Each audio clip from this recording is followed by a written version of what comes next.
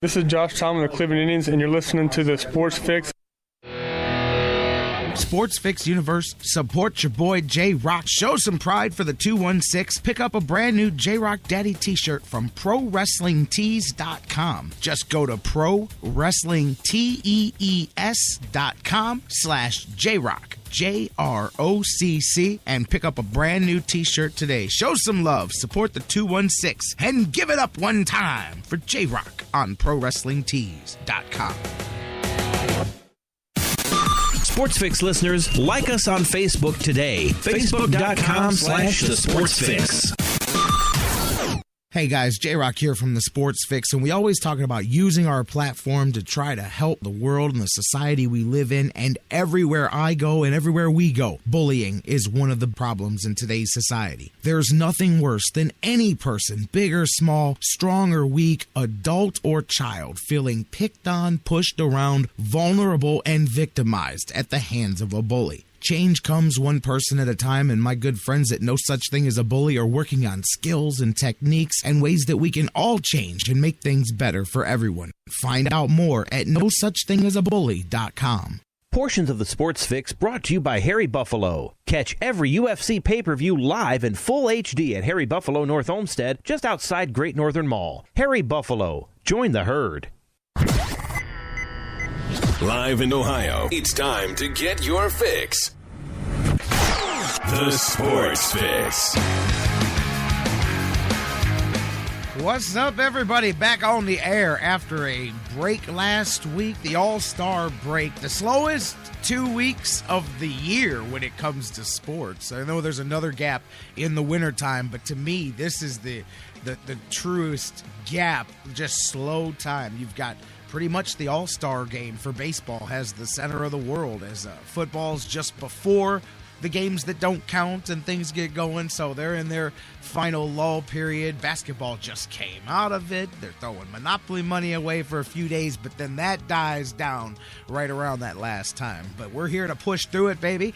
J-Rocc Daddy coming at you live from Cleveland, and hey, man, city's still standing. As much as CNN is broadcasting 24/7 live, just hoping, spanning cameras everywhere, hoping to catch some drama going on. Cleveland has kept it classy. Man, look, if y'all could get 1.3 million together downtown to celebrate, we wasn't worried about no conventions downtown. And by the television coverage I've seen inside, I don't know how interested some of them are in their own convention. It's pretty fascinating stuff going on down there, but we're here to rock and roll. The Indians now in the second half of the season. We've got 67 games left to go, 68, somewhere in that range, and the Indians sit with the best record in the American League. They sit with a 6.5 game lead over the Tigers, 8 games now over Kansas City, should be 9.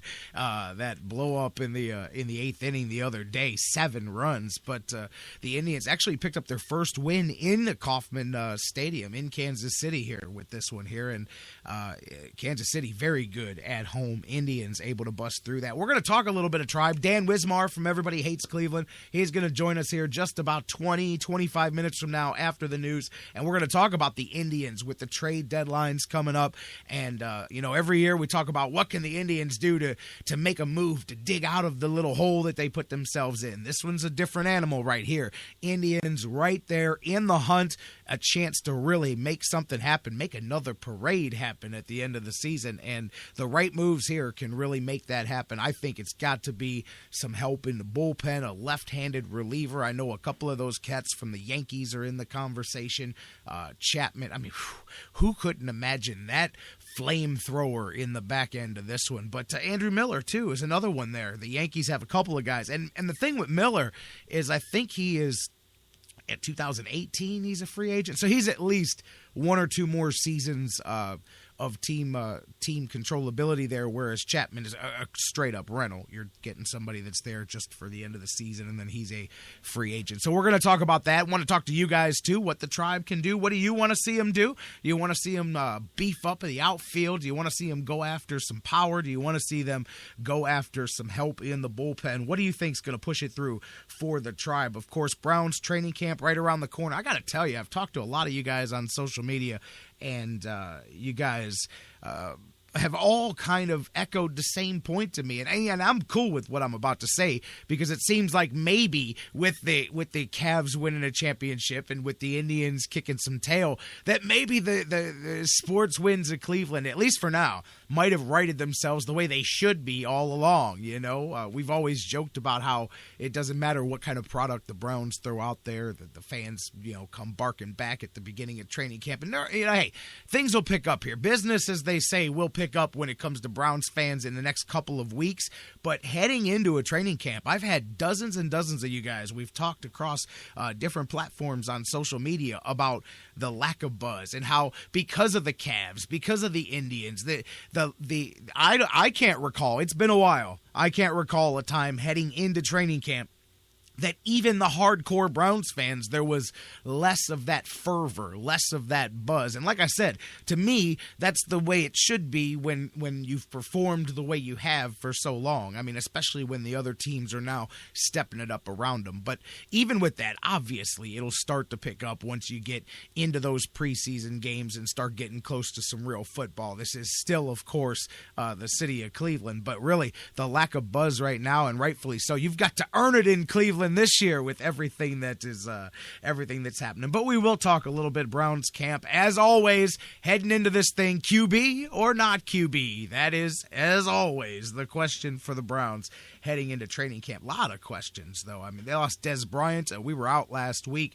Desmond Bryant out for the season with a torn pec muscle. That's going to, again, test that depth there defensively just after he started to really emerge into perhaps a piece for them. But that's what this whole season's going to be about, is emerging pieces and development. And it's hard to sell that when one team already ran a trophy down Euclid and the other one is chasing it down pretty hardcore. We're going to talk about all of that, crack open the phones, get with you guys. Lots to get into, guys. We'll talk a little Buckeyes football as well. Briante Dunn out from the season. We're going to get into so much and more. Let's rock and roll, baby. Let's do the Sports Fix. Welcome in, my friends. I am your host, the Big Daddy on the microphone. They call me J-Rocc, Jerry Myers. Call me what you will. Happy to be here, back on the mic after a week off, doing the Sports Fix thing across the Sports Fix radio network. Maybe you're enjoying the show live right here on TuneIn and TuneIn's radio app, worldwide digital and mobile applications, on Spreaker. Perhaps you're listening on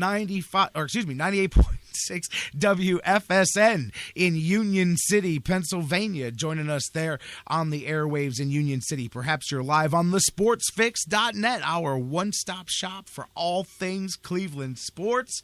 The Sports Fix replays, social media widgets, it's all right there. It's a great place if any of your normal ways that you listen to the show live are down for the day. God forbid you jump on over, baby. You ain't missing a beat. Jump on to thesportsfix.net. Bookmark it today if you haven't as well. Thank you, and shout out to the thousands of you guys listening each and every day, 24/7 around the world, literally, figuratively, physically, around the world, on sites like iHeartRadio, the world's largest internet radio provider, on iTunes, on Stitcher Radio, SoundCloud, all of the different places that you guys CarPlay, all the places that you guys download, feed, subscribe, podcast, all of those technical jargons and mumbo jumbos, whatever you do to get your fix. Thank you guys so much for doing just that each and every time we do it. Stay in touch. As always, phone lines. Matter of fact, I'm opening those bad boys up right away.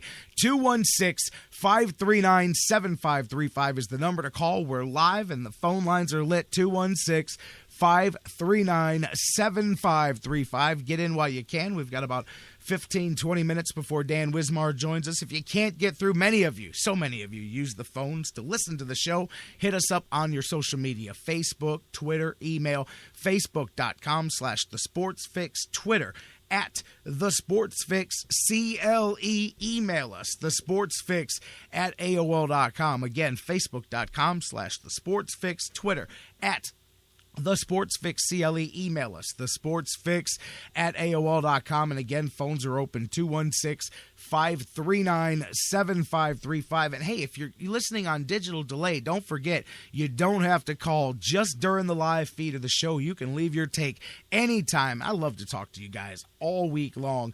216-539-7535. A couple of things, by the way, while we were talking about football, I would be remiss not to mention, as we're on the verge of training camps everywhere, that means that we are on the verge of fantasy football season as well, and that means another year of the Sports Fix Fantasy Football Challenge. I'll have more details for you guys in the next couple of weeks, but as we do each and every year, the listeners and the staff here at the Sports Fix, we get together and we have us a heck of a time. Last year, my man Ronnie Rotten, Justin Beavers, came away with the championship belt and the trophy, the prize that came along with winning the Sports Fix Fantasy Football Challenge. Congratulations to him. We'll see what kind of prizes we've got up this year. And of course, as always, it's free to enter. There are limited spots, so feel free now to start expressing your interest. Hit me up on the social media. Email us, thesportsfix@AOL.com, and we will do our best to get in. And remember, though, it's first come, first serve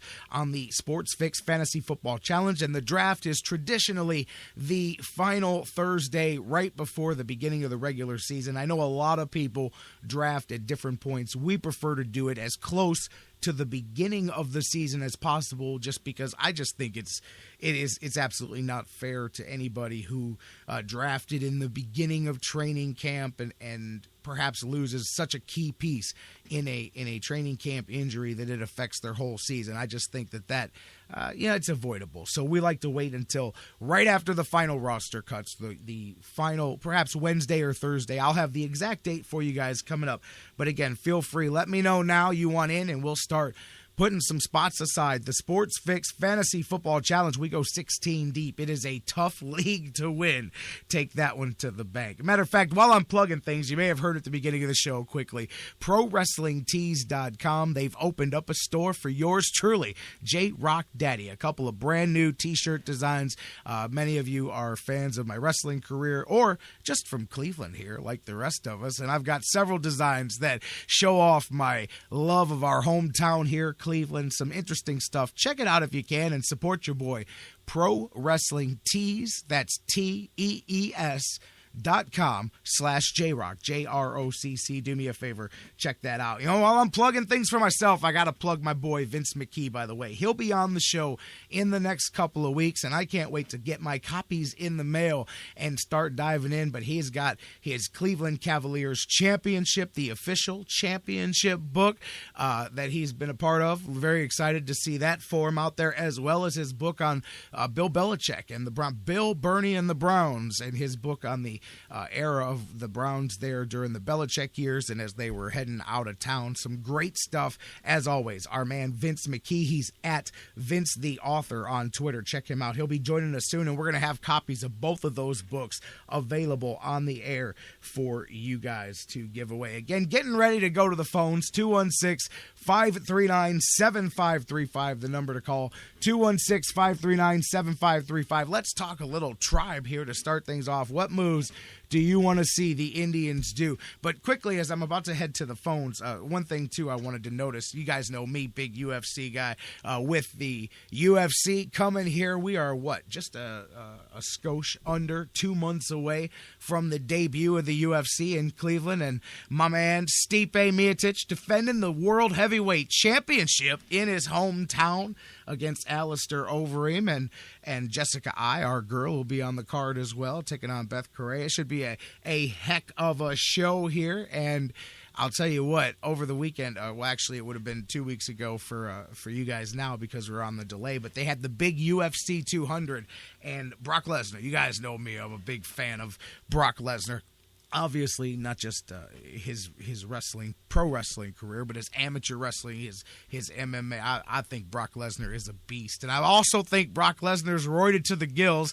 We talked about that heading into the event a couple of weeks ago, and sure enough, Brock Lesnar has now failed not one, but two pre-fight drug tests here. Apparently both are being rumored to be for a substance which is specifically used when you come off of a steroid cycle. And it's also the same substance that John Jones was not only nailed with before the fight, but pulled from the pay-per-view. The big headliner, John Bones Jones, he's had a truckload of troubles of his own, and added to it as he was nailed with apparently attempting to cover up the usage of steroids. The reason I brought up this with Brock Lesnar is because with his victory over Mark Hunt at UFC 200, I was talking to some people in the know, and it really looked like a foregone thing. And I'm like, man, my loyalties are torn here because Stipe's my man. I want to see what happens when those two big bulls, Miocic and Lesnar, hook it up. But boy,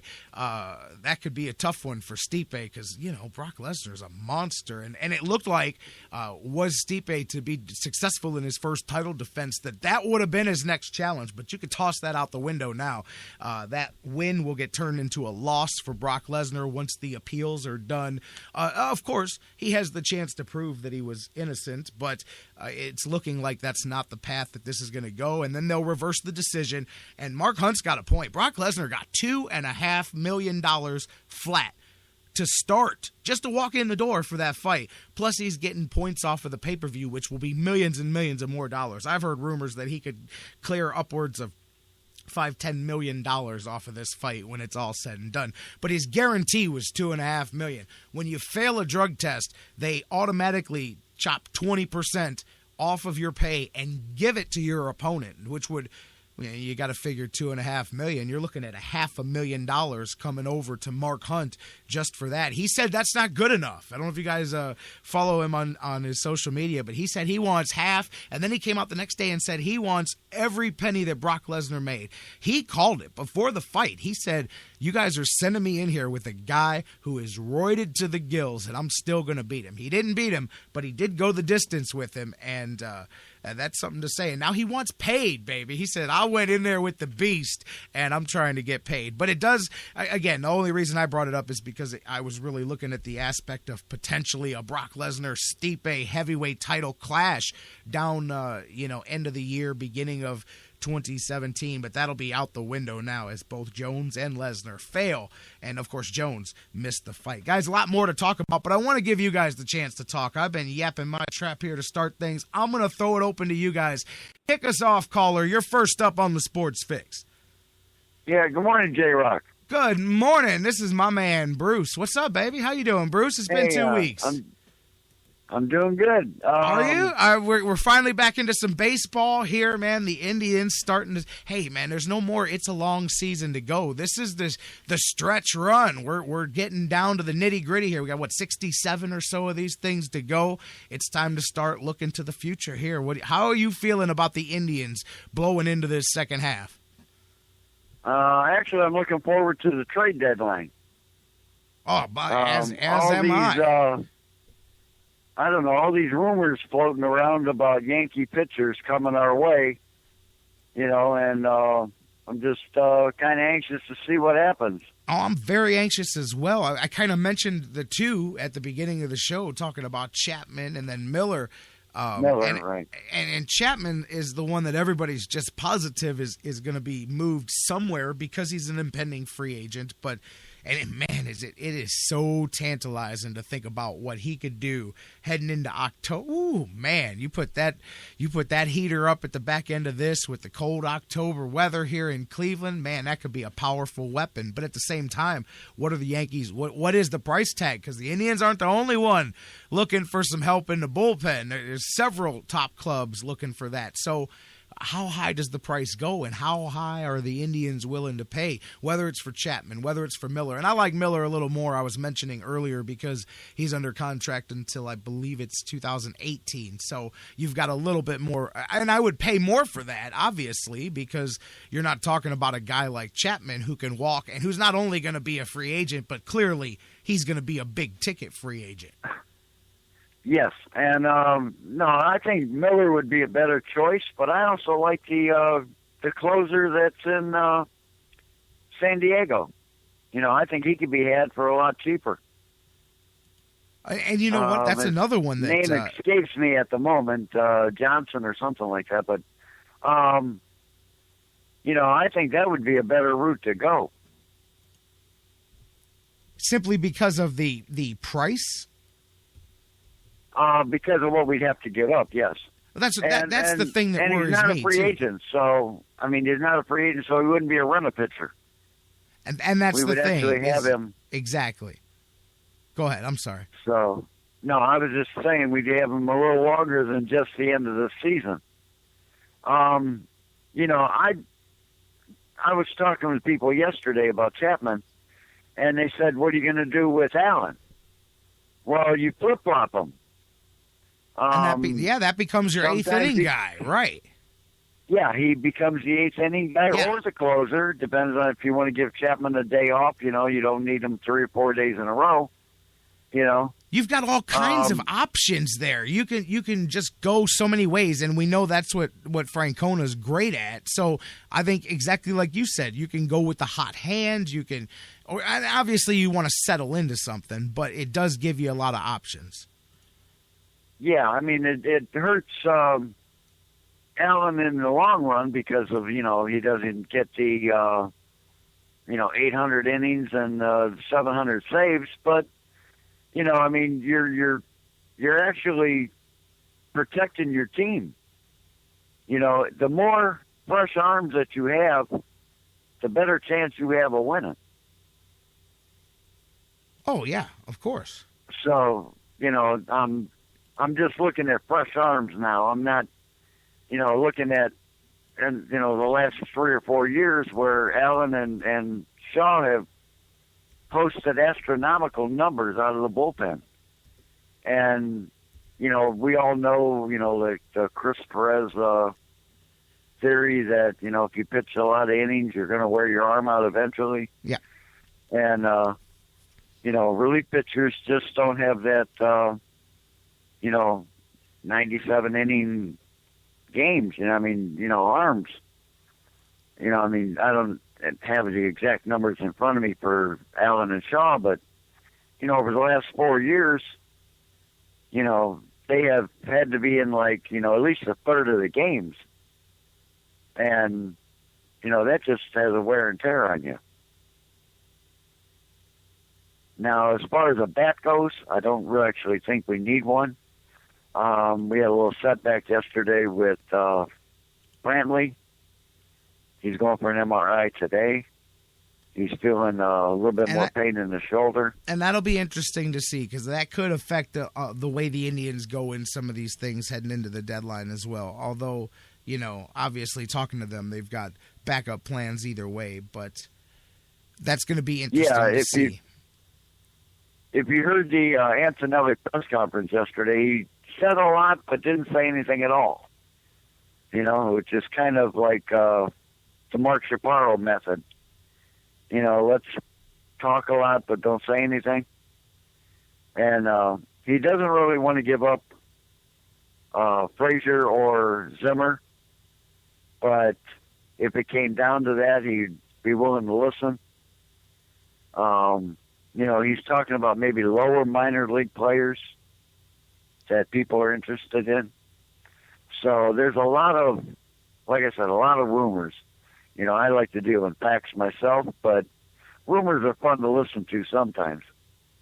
Absolutely. And we've got, 11 days from today here to run these things down before we start getting to the nitty-gritty of this thing. And that's another thing. I really don't want them to wait till the last minute. If you're going to... Because that always drives the prices up. Absolutely, Bruce. Right. So, if you're going to make a move, make it, soon. Don't, sooner rather than later. I'd like to see people get in here and see what they're going to do or, see how they're going to fit in the clubhouse. And who do you have to, ship out in order to make room for them? And is that going to hurt your team? Like people were saying the other day when Yan Gomes went down, nobody, is going to miss a 125 batting average. No, but you're gonna. I highly miss, disagree. Gomes is the man behind the plate, and regardless, right. yeah, You're he was struggling. Miss your general behind the plate. He was a hard knock struggler, batting wise too. I mean, man, he was nailing the few games before he got hurt. I mean, was just a clear example of his whole season. He was smoking the ball, whether it was to first base, to third base, it doesn't matter, but it was at somebody or it was just in the wrong spot. But he was definitely making contact. I know he struggled, but behind the plate, he's still the man. I definitely think the Indians, luckily, that's another ability and position of depth there, being able to have those two guys and get Perez back in look at the timing of that one too. That was incredible. That worked out for the Tribe right there, because he's ready to go, and you got Jimenez there to pick up the slack. You got him earlier in the season, so they were able to weather that storm. Yeah, just when the talk started about, are we going to carry 3 catchers, or are we going to that talk ended real quick. It took care of itself. Yeah. I mean, like, as soon as it started, it was over. It was like, oh, well, let's forget that, All right, Bruce. Anything else before we go? I got to hit the break. I got Dan coming up in a minute. No, I'm good. I just wanted to talk a little trade deadline with you.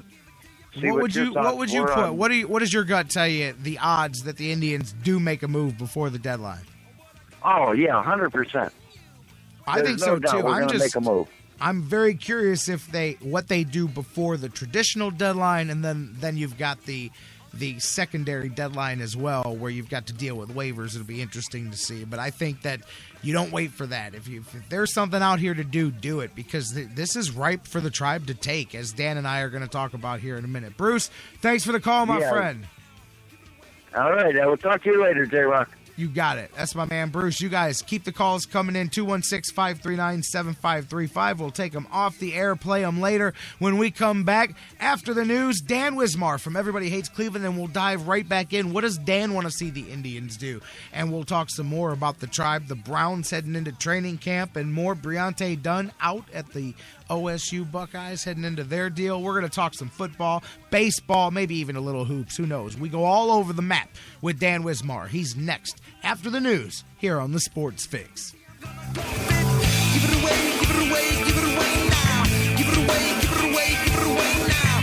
Give it away, give it away, give it away now. Oh yeah. Give it away, give it away, give it away. The Sports Fix, the show that asks the question, What you talking about, Lou? What you talking about, Lou? What you talking about? What you talking about? What you talking about, Lou? What you talking about? What you talking about, Lou? What you talking about? What you talking about, Lou? We'll be right back.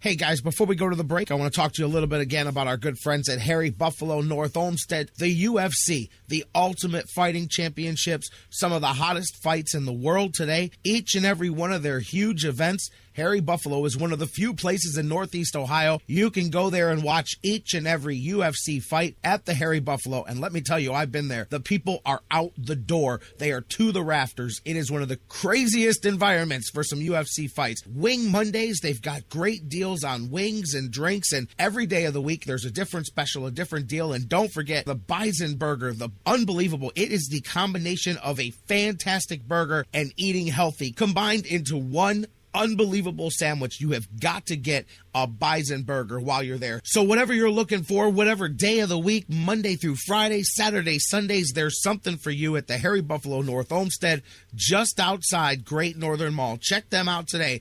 Harry Buffalo, join the herd. Hey everybody, this is Jerry the King Lawler from WWE, and you're listening to the Sports Fix. No football? No problem at Harry Buffalo North Olmsted. The excitement never stops. Every day of the week brings a different set of food and amazing drink specials. And now, it's time! Fight fans, fans. Harry Buffalo North Olmsted is the home for every UFC pay-per-view live on the big screens. Let's get it all! And let's not forget their mouth-watering trademark, the Bison Burger. They sure are good. Nobody does bison like Harry Buffalo. The perfect combination of healthy and delicious. Hey there, eat up, y'all. You's as good church-going folk. Y'all deserve a little treat. What are you waiting for? Get to Harry Buffalo, just outside Great Northern Mall today. Harry Buffalo. Join the herd. Fantasy sports lovers, you put so much time, hard work, and effort into playing week to week that it quickly stops being a fantasy and starts getting real. And when the smoke clears, you want to show off those victories with a real prize. I mean, a really real prize. Nobody does that like Fantasy Jocks. The crew over at Fantasy Jocks have beautiful, high-quality, and heavy-duty championship belts, rings, trophies, and so much more for all your fantasy sports needs. There's literally only one place to go. FantasyJocks.com. SportsFix listeners, like us on Facebook today. Facebook.com/The Sports Fix. News break. Good morning, I'm Bob Picozzi. The Rooney Rule is now 13 years old. It requires NFL teams to interview minority candidates for head coaching jobs and senior football operations jobs. But appearing this morning on Mike and Mike, Steelers coach Mike Tomlin said he thinks the spirit of the rule has been breached. I'd like to see it, the discussion being had right at or just before the hiring cycle. I think that these discussions are more impactful when they're had at that time of year as opposed to the middle of July. Tomlin, an African-American, is beginning his 10th season as the head coach in Pittsburgh. Cleveland left fielder Michael Brantley will undergo an MRI today on his surgically repaired right shoulder. So his return from the disabled list has been delayed after he experienced soreness. Baseball's trading deadline is now only 11 days away, and the Indians lead the American League Central by 6.5 games.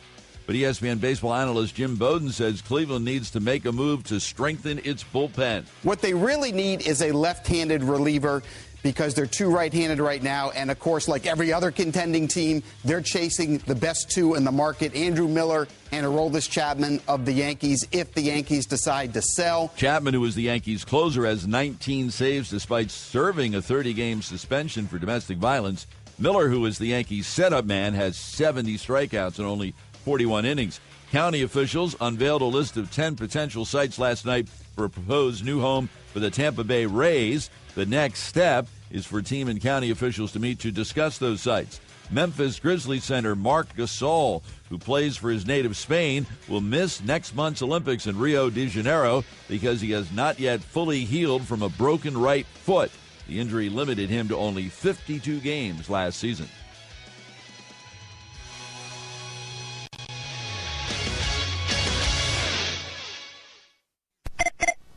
Sports Fix. Who's this? My name is Optimus Prime. Mr. Prime, we appreciate your call. Tell me, what do you think about the Sports Fix? There's more to them than meets the eye. The fix is in. It's the Sports Fix.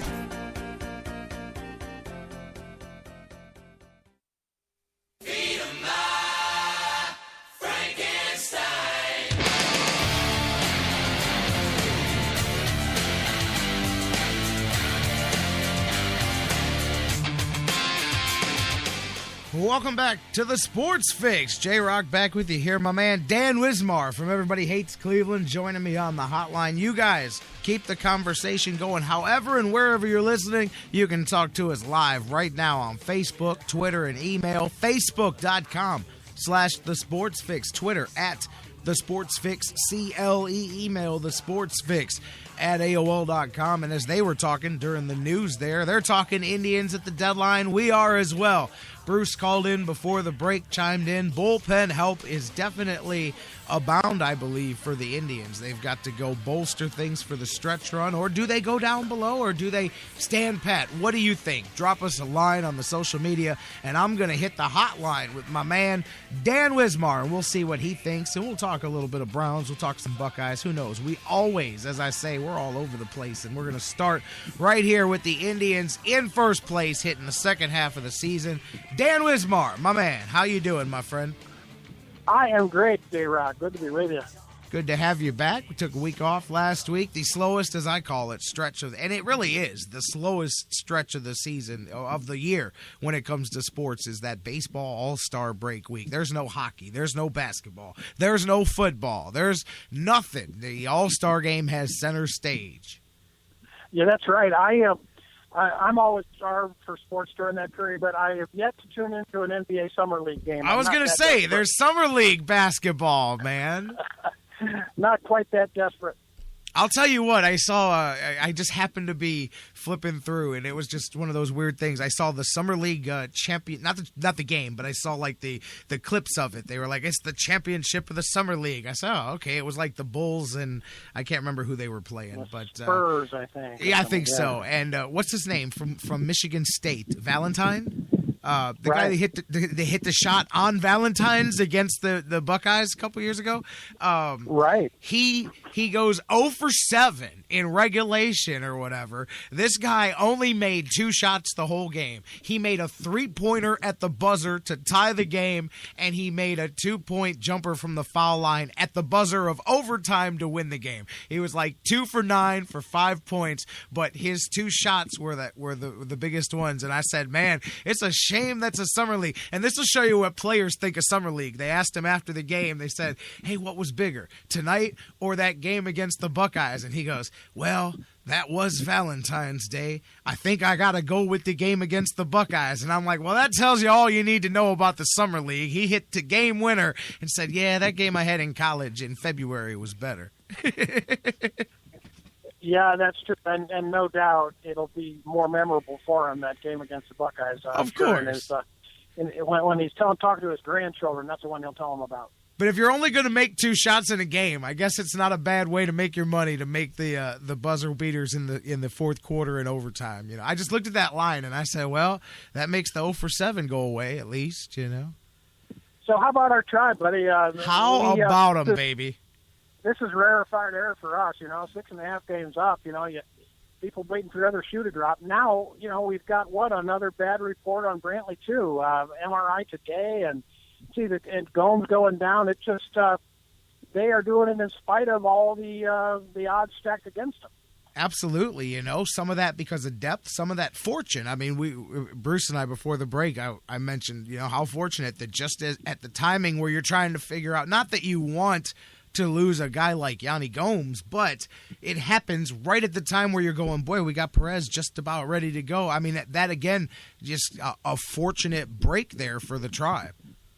Yeah, and I cannot remember, Jerry, and you may, but a guy having this kind of a season when, we were really hoping for a bounce-back year for him, and we just got the exact opposite. And after a while, I remember saying the other day on Twitter, I think, Gomes doesn't need a hitting coach, he needs an exorcist.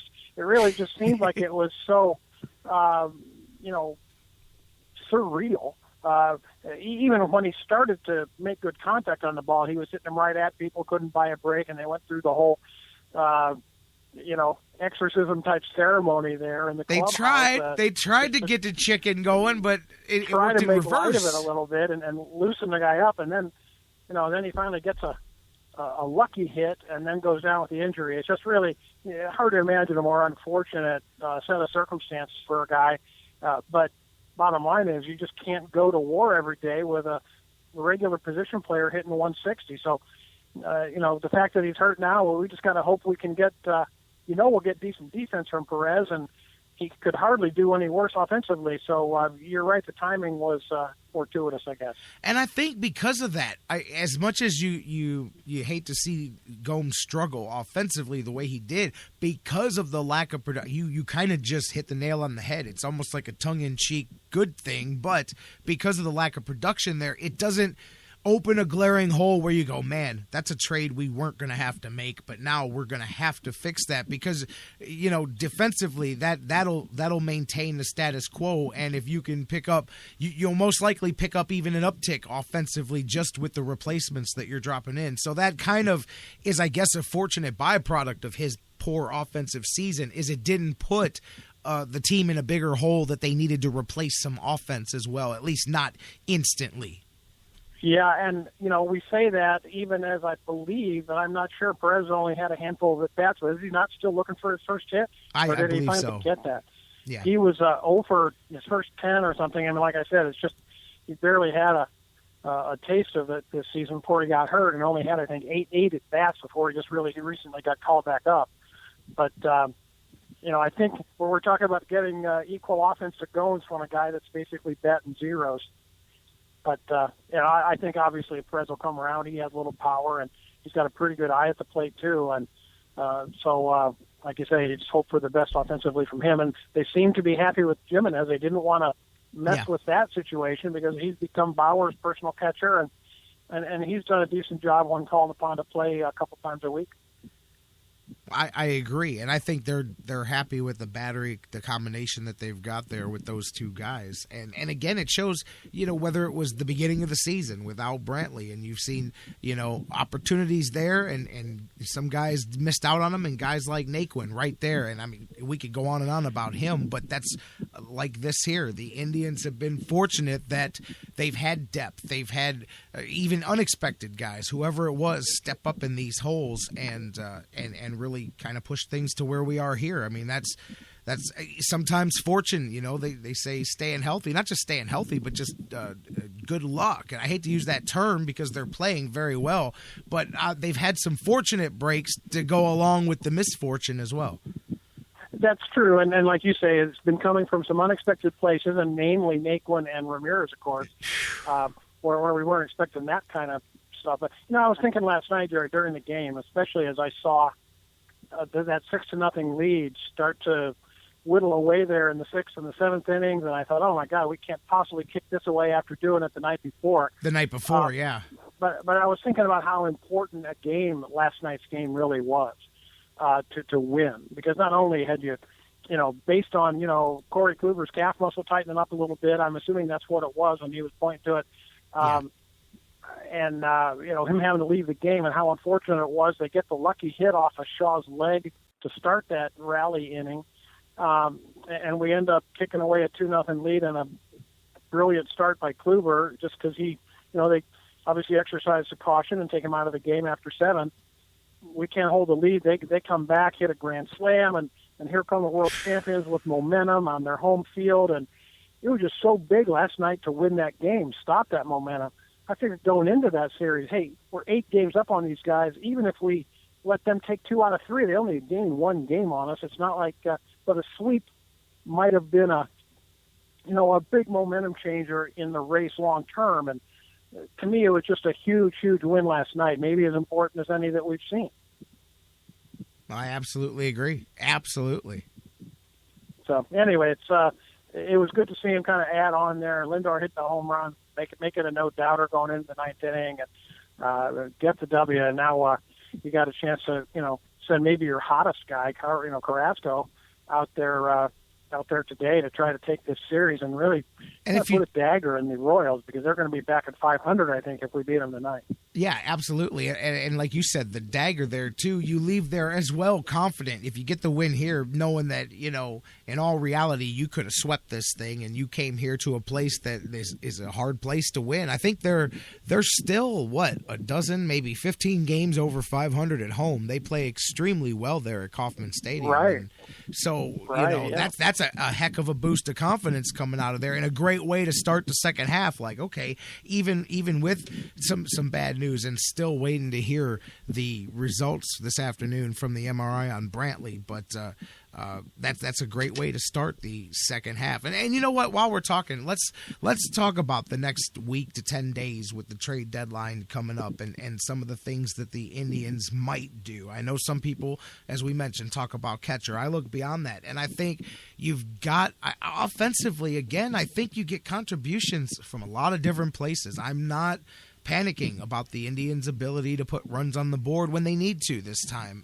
It's got to be the bullpen, wouldn't you think? I mean, kind of talking about that earlier. It's got to be back end of that pen. I would agree, and Brian Shaw came out last night. Obviously, with a little something to prove after having lit the fire the night before, and give him credit. He bounced back. Give him credit and give him credit for before Monday night having strung together like 11 straight appearances of no runs or something like that, where he was really on a good roll. Yep. I've beaten him up considerably this year. We both have.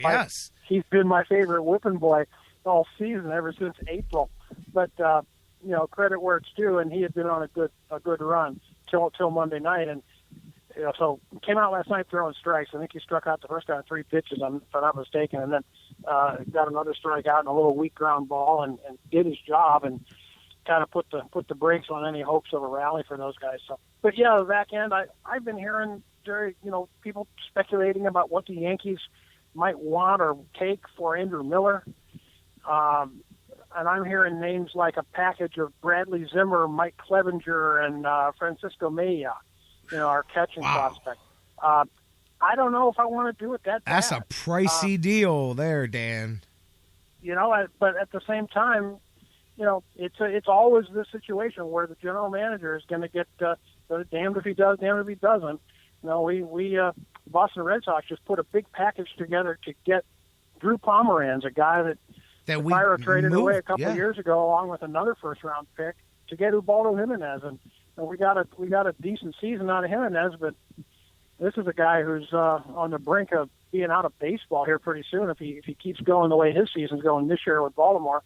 I don't know. You look back on some of these deals, and they were made with the right goal in mind, and that's win now. But boy, Zimmer and Clevenger, that's maybe your best position prospect and your best starting pitching prospect, both, and your best catching prospect is what the Yankees are going to want for this guy. And as the news broadcast just a minute ago said, there's competition for Andrew Miller, and that's going to drive the price tag out. I mean, okay, start with Miller there. That, to me, is an incredibly pricey package right there for – I get it. You're paying for some control because I believe he's under contract. I know he's under contract until 18, and I want to say they owe him about another $18 million. I think it's like $9 million a year was the average on it. I don't know exactly how much of that. It might have been a little heavier in the back end, but I know the whole contract was like $36 million for 4 years. So I get you're paying a little bit for that, and that's, Chapman would probably come with less hefty of a price tag because of the fact that he's much more of a rental. But man, I don't know about that. Still, I mean, I'm not about tearing. I mean, this team has still gotten you to this point, without adding to it. And again, you want to maintain your ability. We talk about, they've got that starting rotation, but you can't. I would be very careful there. I think that, like you said, the price tag going up, that's what worries me, is if this is what we're talking about now, what is it going to be by the time these other teams get done going, well, here's what I'll offer you. Well, what about this team? You know what I mean? You start driving that thing up. Yeah, and the Red Sox already gave up a big-time prospect for Pomeranz, and I don't know. It's first of all, I much prefer Miller to Chapman. I just think Chapman comes in, and you just never know whether he's going to be able to put the ball over the plate. He's done a decent job, and when he puts it over the plate, no one can hit it. I saw he threw a pitch 105 last night, and a guy, I think the batter put the ball in play, but 105. Nobody throws as hard as he does, and but still, Miller, I think he's more versatile. I think he can, go a couple innings for you if you need him. He's around the plate. I think he's got what did they say? 70 strikeouts and 40-some innings.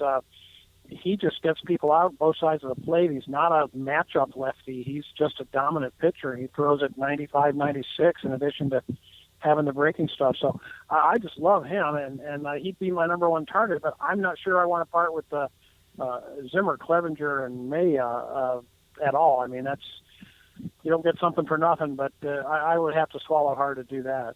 Yeah, I mean, I'm with you. Miller has had such a season. He's given up 6 earned runs on the season so far, 5 home runs. I mean, so, and clearly that would signal those being solo home runs. So that'll show you how dominant he's been. As you said, 70 strikeouts in 41 innings. He's definitely a power arm, and you've got him for a couple of years. Both guys are lefties there. Bruce had just sent me a message and said, I'd rather have Chapman because he's a lefty. They're both lefties, and that, obviously that's a premium as well that adds to the price. So what about Chapman? What kind of price tag have you heard, if any, about a guy like Aroldis Chapman? I haven't really read much about that, to tell you the truth. I'm sure the Yankees are going to want a similar package of prospects for either guy. I don't think, if they're trading either one, they're going to want premium package because they are a decrepit old team, and they need to get younger and more talented, and just like anybody else that's trading a premium, player. But specifically about Chapman, I really haven't heard. I noticed last night that Kyle Crockett is back, and Kyle Crockett came in the game last night, struck Hosmer out in a big situation. If he's, he helped the team, a year ago, and I was a little surprised that they didn't hang with him this spring. But he's a guy that can match up and get a lefty out, and they've gone through several guys this year, from Gorzelani to him, and a couple other lefties along the way that nobody that Tito's been especially loyal to or sold on, obviously, because they keep moving them up and down. But who knows? Maybe Crockett can be that guy for you. You feel a lot better about an Andrew Miller, of course, but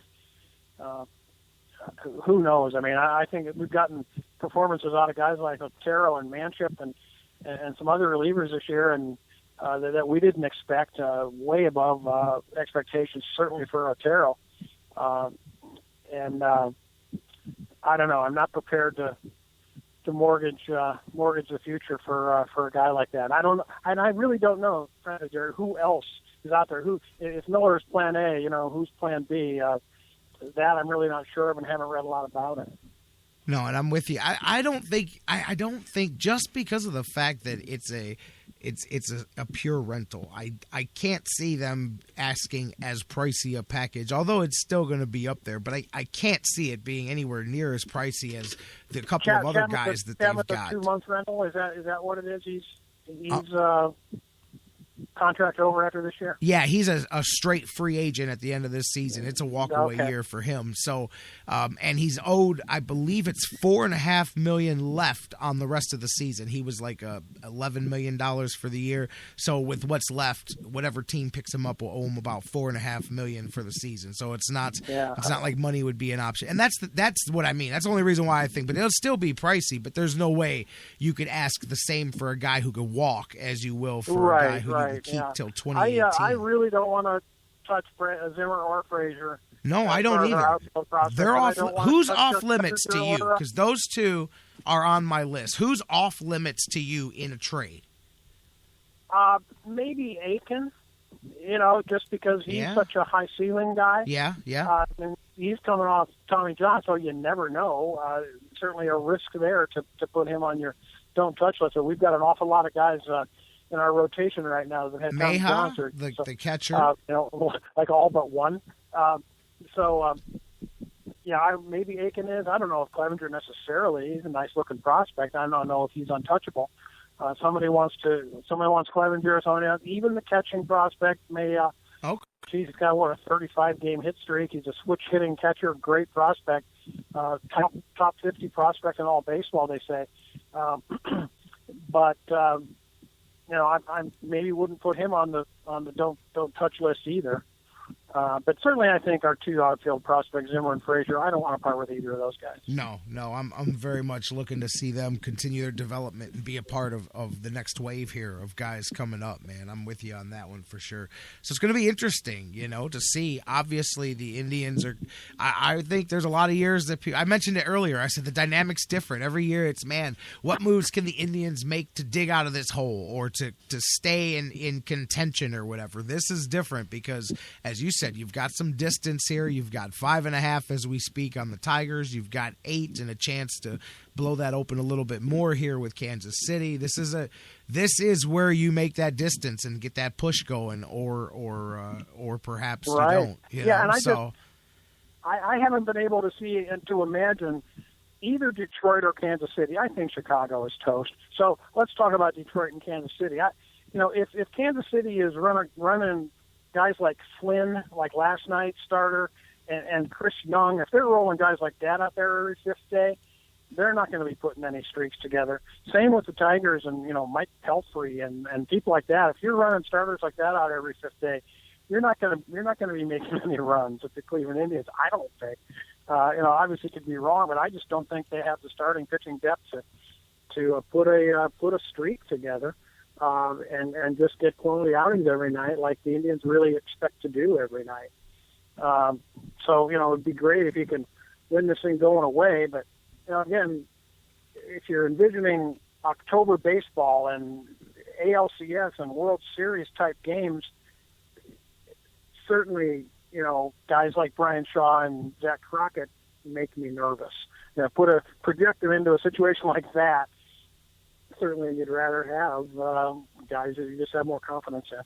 And it'll be interesting to see how the front office feels that same way. Ryan Madsen out of Oakland, there's a name that another lefty that Bruce threw out there as a potential. I'm sure that I thought Madsen was a right-hander, but I could be wrong about that.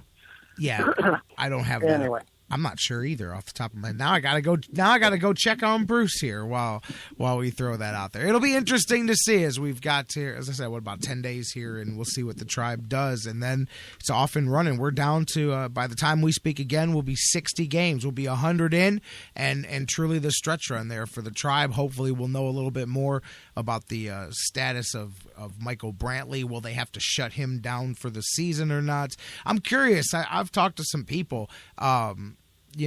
A lot of fans, and we've talked about it as well, the luxury of having him come back later. A lot of Indians people on the inside had been prepared for the possibility that he doesn't play all season. I've heard that from several people. Yeah, and we're sitting here on the outside looking in and just hoping for the best. And if it's a long-term thing, he's still a young player, and you've got to err on the side of caution, I think, and just another reason to hold on to your top corner outfield prospects too, though, because you don't know how something like that might become chronic and maybe be career threatening. So as much as you'd love to have him in there, you've got to be judicious about it and hope that they're playing it smart and not rushing him back. I think they've been very good about that. If anything, I think they've erred on the side of caution, maybe to, I don't want to say to excess, but certainly the fans are impatient to get him back. But you have a setback like he just had, and you realize that certainly doesn't look like they were holding him back when he was ready, a couple of weeks ago or something. So just hope for the best and hope he can help you out. But it is remarkable how they've prospered without him, because no one would have predicted that. No, this is an MVP candidate we're talking about here, not just a guy, and that's amazing. Right. So, talking about amazing, while I know we've got a limited amount of time here, we've talked about the Tribe from the beginning here, and I've believed that they were going to be a playoff team in spring training, but I could not stand here today and tell you that July 20th, which, by the way, a month ago, we were winning a championship in basketball. I just thought I'd throw that one out there. It's been a month yesterday. As far as I know, we're still the NBA champs, right? That's right, baby. They're taking that no time soon. Feeling good. And I'm going to get to that in a minute, because it's funny, because I said, man, maybe the winds of sports fandom have shifted correctly for once in Cleveland, because I don't remember a time in my life where there was less fanfare or buzz about Brown's training camp. But getting back to the Indians, I don't want to speak for you, but I know as much as I thought they could make the playoffs, I did not imagine that on July 20th they would be the best team in the American League and have the third, or I think it may be fourth best after last night, record in all of baseball. I mean, that to me, without Brantley, is still astounding. It is, and I think the most optimistic of Tribe fans were looking at maybe an 88 win season. I had them. I'm not gonna lie. I had them peaking at 90. I thought maybe. I'm sorry. I'm just saying. I thought maybe they could get to 89 or 90 and get into the playoffs, but that was my peak number, was 90. Yeah, and right now I think we're in a situation where we play 500 ball, we win 90. Oh yeah, actually, I believe if they play 500 ball from this point, yeah, you're right. They would win 90, 92 games, something like that.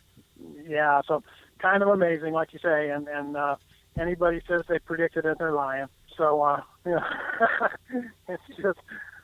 Something you just get up every morning and look you know at the what? standings and stare at them, and it's great. It's been spread out too. It's been very equally done. I mean, whether you're looking at home and on the road, they've been successful in both places. A lot of times, you'll see a team buoyed by a strong record in one place or the other, like Kansas City, 30-14 at home, 17-32 on the road. But they really are Jekyll and Hyde. You could just look at one thing. 14-game win streak. I mean, you don't have to have more than one of those a year to put some distance between you and everybody. You got that right. and that's really what it is right now. It's we had a 14-game win streak. Nobody else did, and that's it. Obviously, it's do the math. I'll tell you, the other key number is that 373 in the runs allowed category. There's a couple of National League teams that are there, but that is far and away the top number in the American. And their run differential, they've ran it up to, it's nearly 100. I believe they're at plus 88 on the run differential, which smokes just about every team in the American League except Boston. And exactly, it's right up there. And Team ERA first in the American League. Absolutely, right. I mean...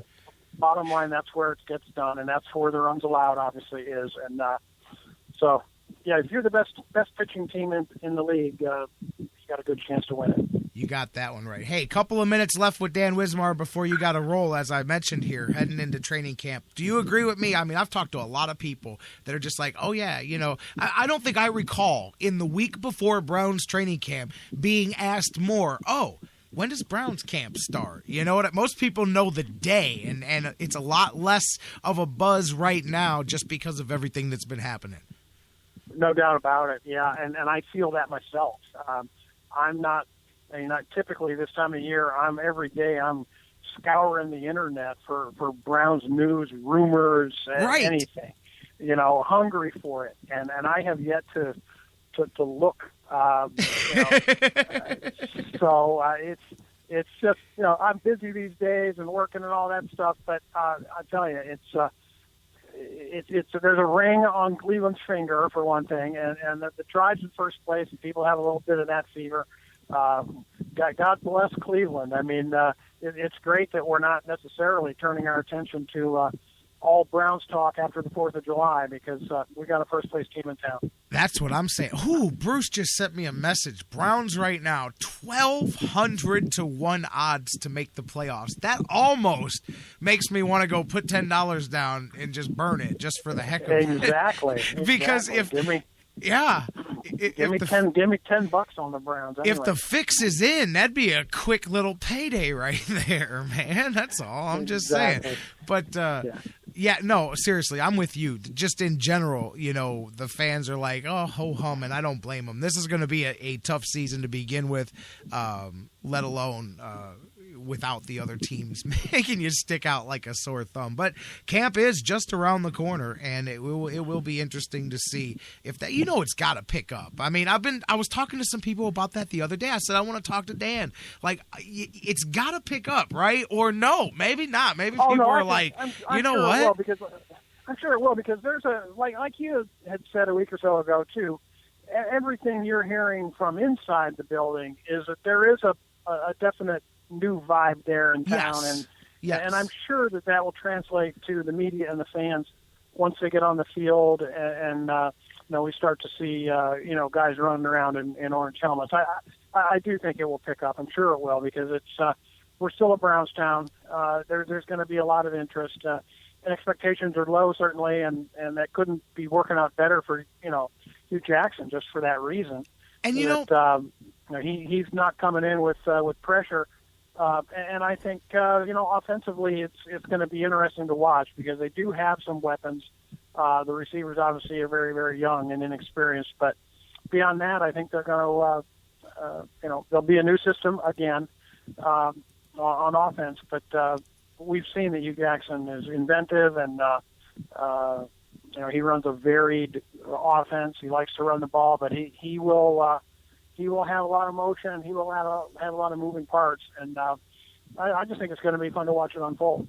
You hit something that I wanted to ask before you go. Hugh Jackson, I wonder if it's a flip of a coin which way it's going to go with the focus on the other teams and with less of so much pressure. I wondered if that was a good thing because I'm all about Hugh Jackson. I don't care about the past of the Browns and all that. I like this guy and I want to see him get a chance to put his thing in. So part of me thinks less pressure, like you said, less expectations, less people paying attention right now, and really you're only going to have the fan. You may not have the fans' attention at all because the Indians could take this thing right to the beginning of Cavs season, and then the party starts again for basketball. So, but do you have less pressure, or does it jack it up more if the other teams around you are winning? I would think less because the Browns have stunk for so long that nobody's going to hang that all on the doorstep of him, and so perhaps for the first time in years we get a chance where people will let a guy put his system in because there's less pressure and less attention, like you said, because we're focused on the teams that are winning. Yeah, and we've picked that around too before, Jerry. Whether there's a difference between front office management, coaching staff pressure, and player pressure might be different. But I think the players, I hope all the Browns players get out to see the parade. I guess is what I'm saying, and that Tito wanted his players watching the parade, and I'm assuming that Hugh Jackson was the same way. See how this city can raise you up, put you up on a pedestal, and worship you when you win. Who doesn't want that? Who's in pro sports? I agree. And so hopefully that can serve as a motivator, and these guys can play over their heads. They'll have to play over their heads because we know they're not a very talented roster right now. Speaking of the roster, real quick, something that went under talked about a little bit. I think it could be cool, and I've always dug his talent, even though his off-the-field antics obviously have been more focused. But Chad Johnson, Ocho Cinco, whatever you want to say. Him coming in to coach the wide receivers. Our wide receivers have stunk for so long anyway, but we've got some interesting – obviously, Hugh likes Hawkins because he was his coach there in Cincinnati, and they've got Coleman. I like bringing Chad Johnson in for camp to work with these guys because that's talent-wise, that's a Hall of Fame wide receiver. Sure, yeah. I was reading something the other day. I guess it's not very clear exactly what his role is, what his title is, whether he's part-time, whether he's full-time. It sounds like it's just a training camp coaching gig, guest coaching gig, or whatever this is. Yeah. That's sort of been unclear. But at this point, it's like so many other things with the Browns. What can it hurt? So they've got, like you said, they've got some pieces. They drafted 4 guys. Pryor still is a little bit intriguing. I haven't heard a word about Mr. Gordon, whether he's. I was just reading something about him this morning that said August 1st, I guess, is when he would be eligible, and we'll find out whether he can be reinstated for the season or not. So I think that's the date for him, the key date as far as whether they'll even be able to plan him. And then obviously the Browns will then have to decide if they even want to do something with him or not. Right. But, there is some talent there, and it's green, and it's, the kids they drafted, apparently hearing things about Higgins, the kid out of Colorado State. Yeah, Rashad Higgins.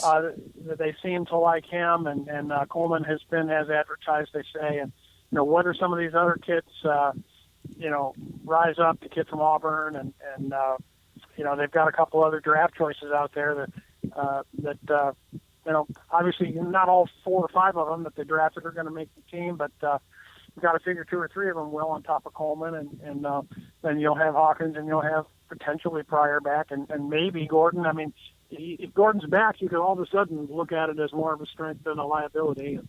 You just got to hope that Hugh Jackson and Pep Hamilton are going to be able to put something together. No, I agree with that. And I'll be interested, too. I want to see if Sean Coleman's good enough to slide right in there at right tackle and perhaps get in there early and start. Because that's one of the draft picks they made that I'm really intrigued with, the story of Sean Coleman. And the other option, and I've heard it bandied about a little bit, is the idea of maybe moving Bitonio over to right tackle. Over to right tackle, yeah. Thinking it might be easier to, fill in a vacancy with a guard than with a tackle, certainly. And they supposedly like what they've seen out of the kid Durango from Baylor so far, just in terms of just a massive guy to plug in a hole there, possibly at one of the guards. So it will be interesting to see how it plays out. And like you say, it won't be very long. No. The little Buckeye news, I don't know if you're going to get to that. Briante Dunn. Our brother, Briante Dunn. And I don't know what you heard about. I just heard violation of team rules, just like everybody else. I don't know. Here's what it is, Gary. This, and I don't know how to exactly characterize it other than to say that he got into an altercation with his girlfriend and it got physical, quote unquote. Urban Meyer has one rule, and you might call it the anti-Baylor rule. It is that you will treat women with respect. Hit a woman, you are done.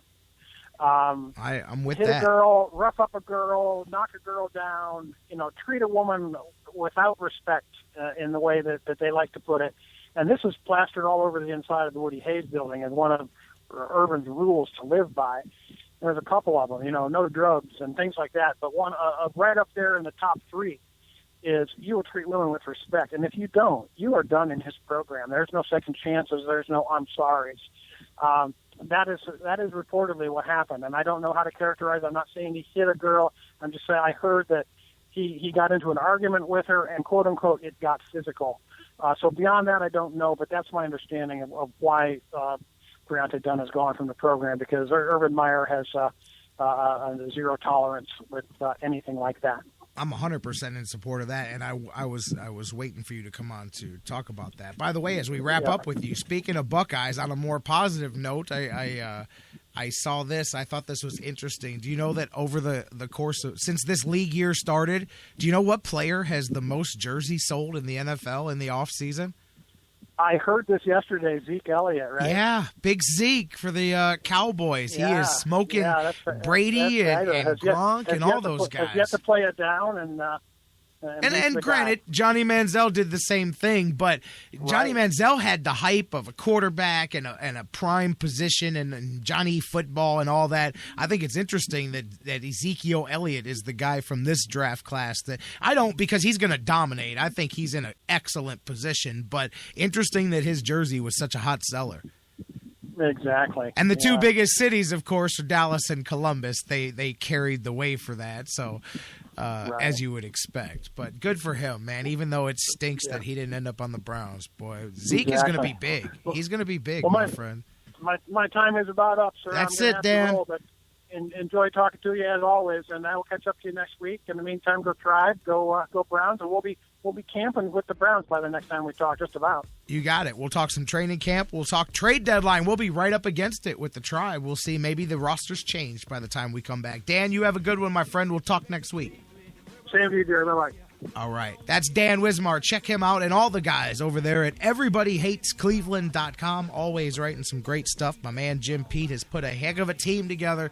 Dan Wismar, just a part of them over there at everybodyhatescleveland.com. Before I go, a couple of things to plug this weekend. Saturday, this upcoming Saturday, which will be the 23rd of July, for those of you listening on digital delay, I'll be wrestling out in Lorain, Ohio at St. Francis Cabrini Parish. Carly Colon, son of the great Hall of Famer Carlos Colon from the island of Puerto Rico. He will be there main eventing this show. Carlito was a big WWE star a few years ago. He'll be there. Come check it out. I'll be there. I'm the biggest star of them all, baby.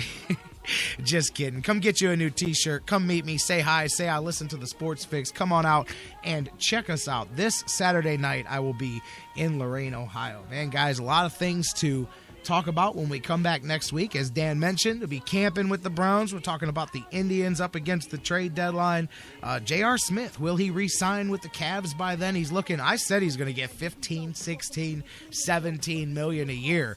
and it's looking that way right now. He is still, I would say he's the top free agent available of everybody else that hasn't gotten paid like crazy with all this monopoly money going around. So we'll see. We'll talk about all of that, guys, and so much more when Dan joins us and you join us and we do the thing next week live, same bat time, same bat channel, right here across the Sports Fix Radio Network. We love you, Cleveland and beyond, and we'll see you next week right here, Daddy, on the Sports Fix. You know that I'm a Tribes fan and I love sliming. Crockett Park's the perfect place for me to spend some time in. Baby, this is Cleveland. It is so much more to us. You can even go to Severn's Hall to see an orchestra. Hey.